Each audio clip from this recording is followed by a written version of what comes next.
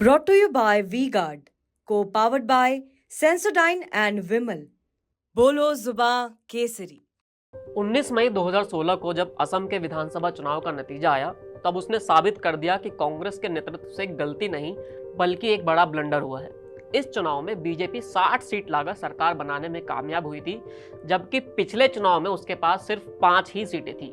दूसरी तरफ कांग्रेस थी, जो 15 साल सरकार में रहकर सत्ता से बाहर हो गई थी। इस पूरे तख्ता पलट का श्रेय सिर्फ एक ही व्यक्ति को दिया जा रहा था। नाम था हिमंता बिस्वा शर्मा। हेलो नमस्ते, चुनावी किस्से में आज आपको हिमंता बिस्वा शर्मा से जुड़ा एक किस्सा सुनाते हैं जो कांग्रेस के लिए अच्छा अनुभव नहीं आया था। 2015 का वो किस्सा जब कांग्रेस और हिमंता के रास्ते पूरी तरह से अलग हो गए थे। 2014 के लोकसभा चुनाव नतीजों के बाद राहुल गांधी के घर पर एक बैठक चल रही थी।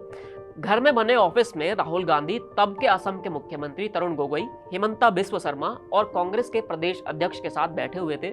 लंबे वक्त तक कांग्रेस में अपना जीवन खपाने वाले हिमंता मुख्यमंत्री बनना चाहते थे। वो 1993 से ही कांग्रेस के साथ थे और मानकर चल रहे थे कि तरुण गोगोई के बाद उनका ही नंबर आने वाला है।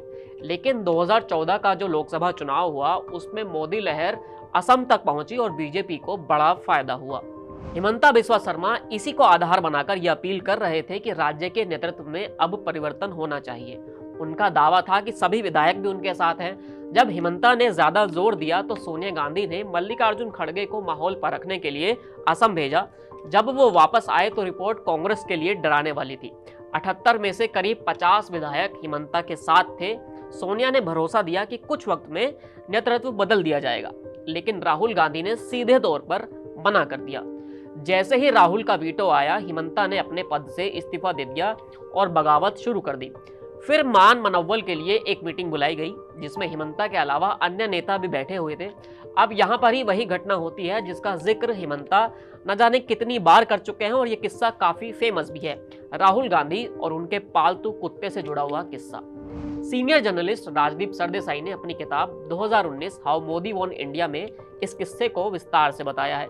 राहुल गांधी के घर जब वो मीटिंग हो रही थी, उसके कुछ मिनटों बाद ही वो बैठक से दिलचस्पी खो चुके थे। राहुल ने वार्निंग देने वाले अंदाज में हिमंता से इतना ही कहा कि तुम्हें जो करना है करो, मुझे फर्क नहीं पड़ता।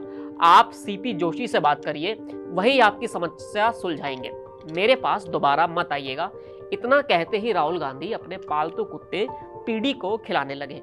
कांग्रेस छोड़ने के बाद हिमंता बिस्वा शर्मा ने इस कहानी को हर रैली में सुनाया और कांग्रेस पर निशाना साधा और राहुल गांधी की एक ऐसी छवि बनाने की कोशिश की जिसमें उन्हें राजनीति के लिए गैर सीरियस साबित किया जाए। इस छवि ने राहुल गांधी का नुकसान भी किया और इसी बवाल के बाद हिमंता बिस्वा शर्मा बीजेपी में शामिल हो गए थे।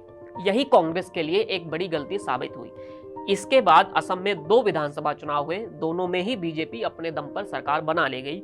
2016 के चुनाव के बाद तो हिमंता सीएम नहीं बने, लेकिन 2021 के बाद उन्हें मुख्यमंत्री बना दिया गया। शायद जो ताकत वो कांग्रेस में पाना चाहते थे, वो उन्हें बीजेपी में जाकर मिली। वो राज्य के मुख्यमंत्री भी बने, साथ ही बीजेपी ने उनके कंधों पर पूर्वोत्तर जिताने की जिम्मेदारी भी दे दी। इस कहानी का अंत एक छोटे से किस्से के साथ करते हैं। जब राहुल गांधी को मालूम पड़ा कि हिमंता बिस्वा शर्मा कांग्रेस छोड़ रहे हैं, तब राहुल ने उन्हें खूब फोन किए।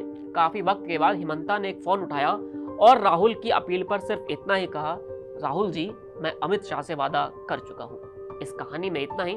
फिर मिलेंगे एक नई कहानी के साथ। शुक्रिया।